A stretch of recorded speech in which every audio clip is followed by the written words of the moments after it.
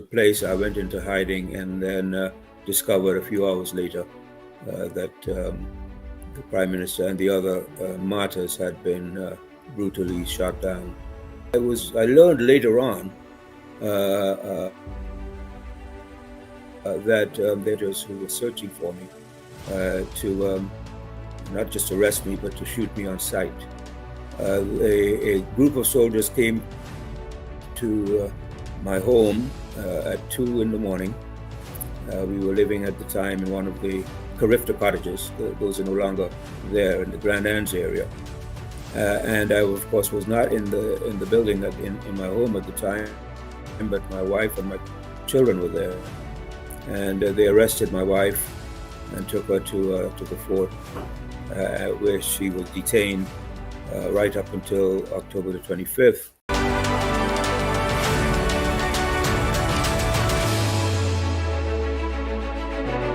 But now on May 29th of this year, as we said in the intro, Bishop would have celebrated his 79th birthday.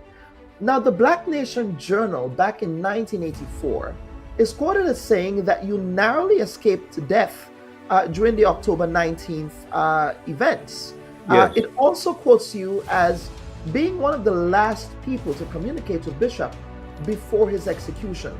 Can you take us back to that day, Mr. Rojas? What were your interactions and communication with Bishop like? And what did he say to you? Do you remember what his last conversation was with you? Yes, his last conversation was, look, we need to get the word out to the rest of the world that the people had freedom from his house arrest, and that he was preparing to address a mass later that day in St. George's. Mm-hmm. So I made my way to the telephone company, which was located on the Carenage area at the time, and I was able to make a number of calls. I got in touch, first of all, with the Caribbean News Agency, which was headquartered in Barbados, and also with Reuters, the international news agency. While I was in the process of making those calls, the attack on the fort took place. And from the window of the company, I had a straight line of vision view of the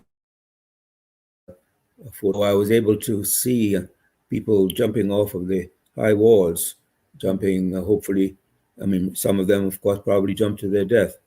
I heard the gunshots, but I could not determine what the fate of the Prime Minister and the others who were with him was until much later that day in the evening, when it was announced by the late Hudson Austin on Radio Free Grenada that the Prime Minister and several others had been killed, did not use the word assassinated, had been killed in a crossfire between Bishop and those who were still supporting him, and the soldiers from the People's Revolutionary Army who had attacked, retake the fort.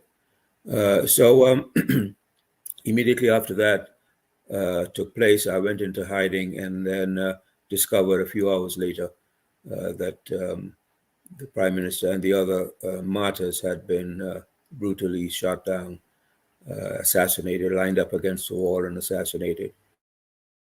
It was a horrific occurrence. Nothing like that had ever happened in the history of Grenada, indeed in the history of the entire English-speaking Caribbean. And of course, it shocked and traumatized the Grenadian people. It was, in fact, objectively an act of terror at the people of Grenada at the time. It shocked and terrorized the entire Caribbean community.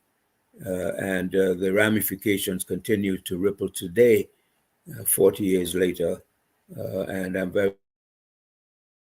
very pleased the current government, Prime Minister Dickon Mitchell, intends to memorialize those tragic 40 years later, this coming October. The memory and the legacy of Bishop needs to be upheld, needs to be to have a pride of place in Grenada's history. That 4.5 year period from 1979 to 1983, I would say was one of the most significant historical periods for Grenada and indeed for the entire Caribbean region.